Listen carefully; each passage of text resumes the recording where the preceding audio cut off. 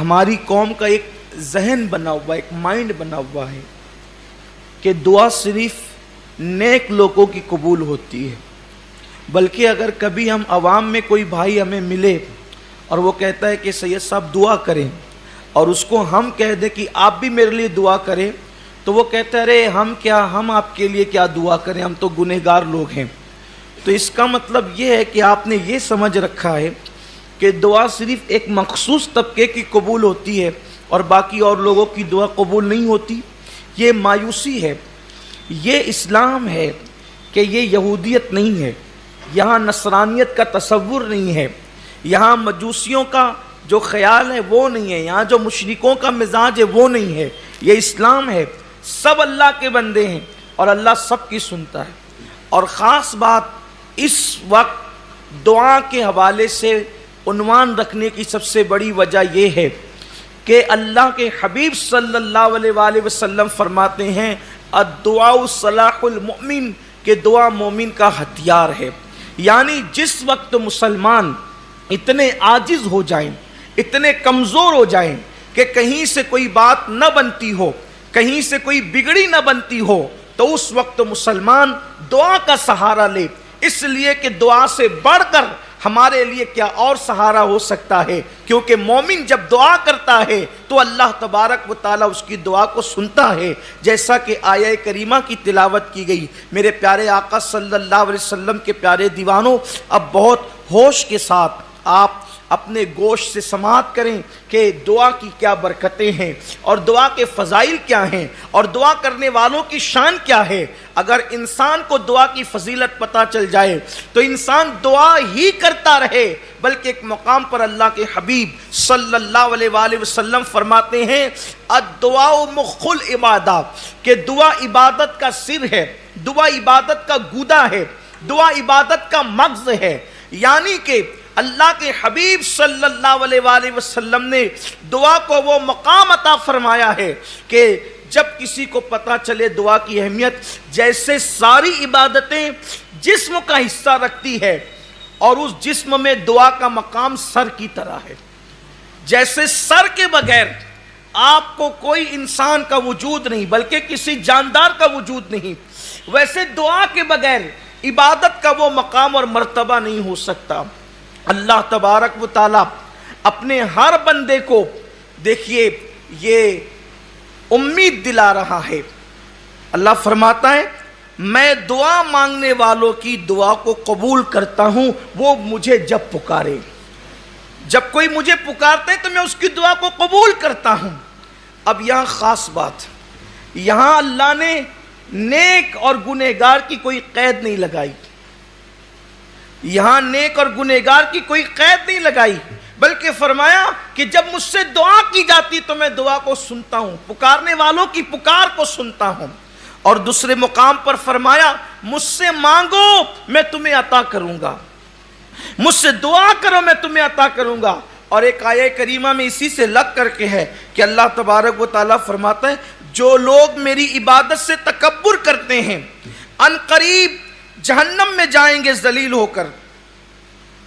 اللہ رب العزت فرماتے ہیں جو میری عبادت سے تکبر کرتے ہیں وہ ذلیل ہو کر جہنم میں داخل کیے جائیں گے۔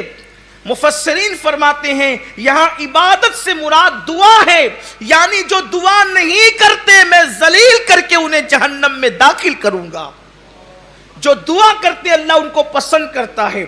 انسان کا حال یہ ہے اگر اس سے کوئی مانگے تو انسان اس سے پریشان ہو جاتا ہے، انسان سے کوئی مانگے تو انسان اس سے بدظن ہو جاتا ہے، انسان سے کوئی مانگے تو انسان اس سے ناراض ہو جاتا ہے۔ مثال کے طور پہ اگر کوئی قرض مانگنے کے لیے آئے، کوئی پیسے مانگنے کے لیے آئے، کوئی چیز مانگنے کے لیے آئے، بلکہ ایک مرتبہ کوئی مانگنے کے لیے آئے اور ہم اس کو دے دیں اور دوبارہ جب وہ مانگنے کے لیے آئے تو ہم ادھر ادھر جو ہے وہ کرنے لگتے ہیں اور اس سے اپنا دامن بچانے لگتے ہیں، مگر قربان میرے رب کی عظمتوں پر، قربان میرے رب کی شان کریمی پر، اللہ فرماتا ہے اگر تم نہیں مانگو گے، دیکھو مانگنے کے لیے کیسے ابھار رہا ہے، اگر تم نہیں مانگو گے، تکبر کرو گے، نہیں مانگو گے تو ذلیل کر کے تمہیں جہنم میں داخل کر دوں گا۔ اوروں سے مانگو تو وہ ناراض ہوتے ہیں، اللہ سے نہیں مانگو تو اللہ ناراض ہوتا ہے۔ اللہ فرماتے ہیں مجھ سے مانگو میں تمہاری دعاؤں کو قبول کروں گا. اور پھر ایک مقام پہ فرمایا تو کیوں نہ ہوا.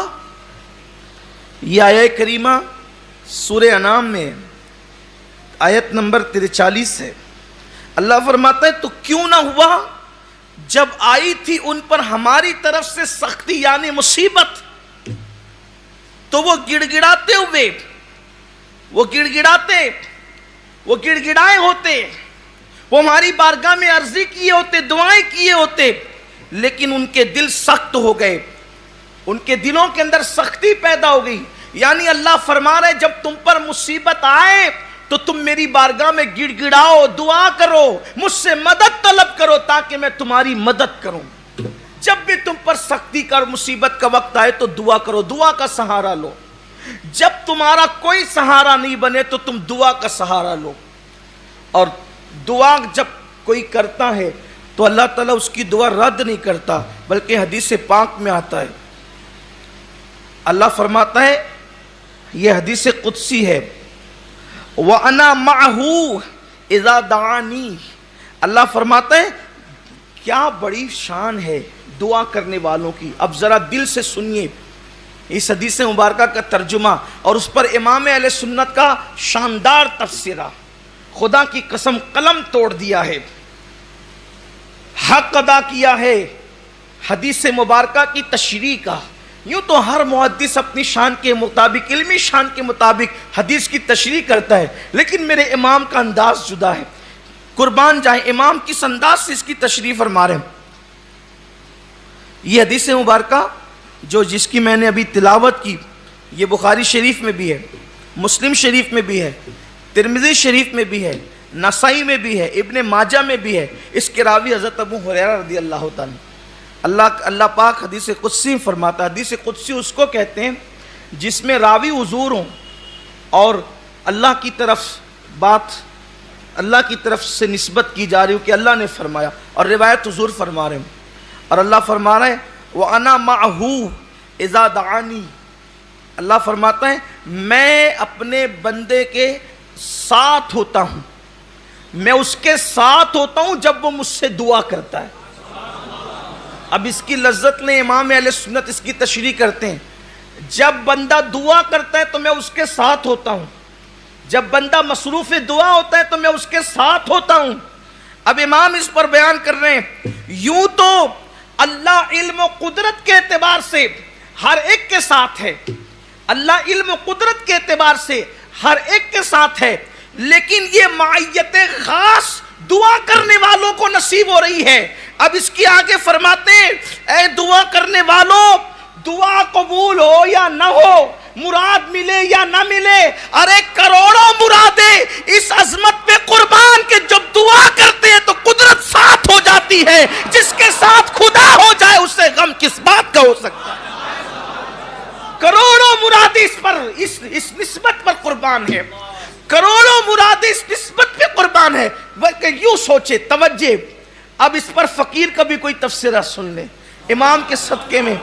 امام فرما رہے ہیں کہ قدرت خاص علم و قدرت کے اعتبار سے تو سب کے ساتھ ہے, لیکن جب دعا کرتا ہے کوئی بندہ تو اللہ اس کے ساتھ خاص معیت, اس کو اپنا قرب عطا کرتا ہے, اس کو اپنی معیت عطا کرتا ہے, گویا کہ اپنی شان کے مطابق اس کو اپنی ہم نشینی عطا کرتا ہے. کب؟ جب بندہ دعا کرتا ہے. اب دعا کیا کر رہے ہیں, اللہ عمر دے, اللہ روزی دے, اللہ بیٹا دے, اللہ مصیبت دور کر دے. بولو مانگا کیا؟ روزی. لیکن اس کی شان تو دیکھیں, کہتا ہے جب تو دعا کرتا ہے تو میں تیرے ساتھ ہوتا ہوں. بندہ روزی مانگ رہا ہے, مل خدا رہا ہے. ارے مانگا کیا اور مل کیا گیا, اور جس کو خدا مل گیا اب اسے روزی کی فکر کیا ہے. جس سے رزاق ملا ہے اسے روزی کی کمی کیا ہے. جس سے بیٹا دینے والا ملا اسے بیٹے کی کمی کیا ہے. جس سے خوشیاں دینے والا ملا اسے خوشیوں کی کمی کیا ہے. میرے اللہ کی عظمتوں پہ قربان, مخلوق کو مانگا خالق مل گیا.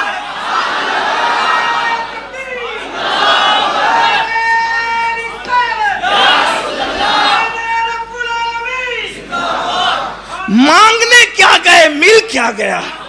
لیکن کوئی مانگے تو صحیح اقبال کہہ رہے ہم تو مائل بکرم ہیں, کوئی سائل ہی نہیں. ہم تو مائل بکرم ہے، کوئی سائل ہی نہیں، راہ دکھلائے کسے راہ روے منزل ہی نہیں۔ اللہ فرماتا ہے جب میرا بندہ دعا کرتا ہے تو میں کیا بات ہے، جب دعا کرتا ہے میں اس کے ساتھ ہوتا ہوں۔ ہزار حاجت روائیاں پر امام کا جملہ ہے، کہتے ہیں اپنے مولا کی معیت سے مشرف ہوں، ہزار حاجت روائیاں اس پر نثار، لاکھ مقصد و مراد اس کے تصدق، لاکھ مقصد و مراد اس کے تصدق، کہ جب خدا ساتھ ہو جائے۔ پھر حدیث نقل کرتے ہیں، اللہ فرماتا، اللہ کے رسول علیہ السلام فرماتے ہیں اللہ کے نزدیک کوئی چیز دعا سے بزرگ تر ہے ہی نہیں، اللہ کے نزدیک دعا سے بزرگ تر کوئی چیز نہیں ہے۔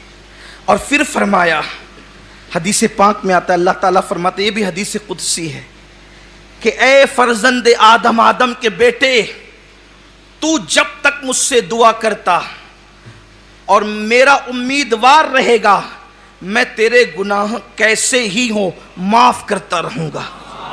اور پھر کہتا ہے مجھے کچھ پرواہ نہیں، پتہ چلا دعا کرنے سے مرادیں تو ملتی ہے، گناہ بھی معاف ہوتے ہیں، اور جب تک دعا کرتے رہو گے گناہوں کی مغفرت ہوتی رہے گی۔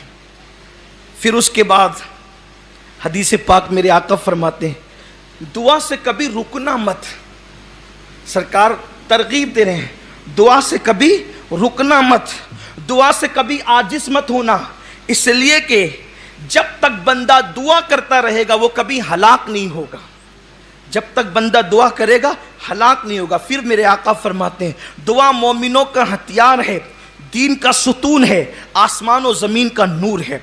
اور پھر اب میرے آقا فرماتے ہیں اب دعا کی برکت کیا ہے، فرماتے ہیں جو بلا اتر چکی، ہماری قسمت میں جو بلا لکھی ہوئی ہے، بلائیں لکھی، مصیبت، مثال کے طور پہ اس کا ایکسیڈنٹ ہوگا، اس کو چوٹ آئے گی، اس کی آنکھ پھٹے گی، اس کی روزی تباہ ہوگی، اس کا مال ضائع ہوگا، اس کا بیٹا مر جائے گا، وغیرہ وغیرہ جو بلائیں اتر چکی، اللہ رب العزت، لیکن یہ بات کہہ رہا ہوں کہ وہ قضائے مبرم حقیقی کے متعلق نہیں کہہ رہا ہوں، بلکہ شبیہ مبرم یا اور جو تقدیر کی قسمیں بیان کی گئی ہے، قضائے مبرم حقیقی کے علاوہ کی بات کر رہا ہوں، صرف اہل علم کی طرف، ورنہ آپ یہ نہ کہیں کہ دعا کو آپ نے اتنا کیسے بڑھا دیا، واللہ ہم کون ہوتے ہیں بڑھانے والے، یہ تو مصطفیٰ جان رحمت بیان فرما رہے ہیں۔ فرماتے میرے آقا علیہ السلام جو بلا اتر چکی اور جو ابھی نہ اتری، دعا کی برکت سے وہ سب کے سب دفع ہو جاتی ہے،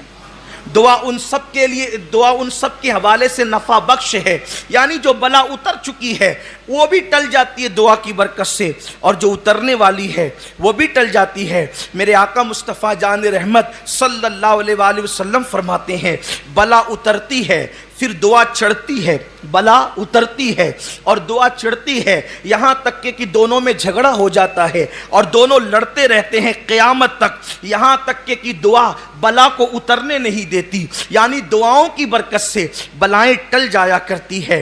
پھر اس کے بعد میرے آقا صلی اللہ علیہ وآلہ وسلم ارشاد فرماتے ہیں کیا میں تمہیں وہ چیز نہ بتاؤں؟ اب یہاں خاص توجہ، یہ حدیث پاک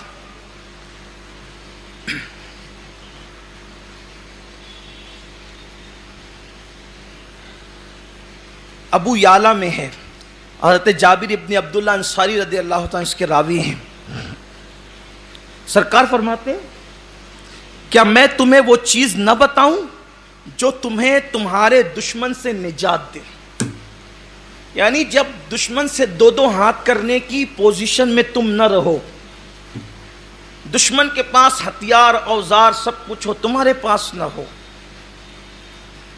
تو حضور فرماتے ہیں میں تمہیں وہ چیز نہ بتاؤں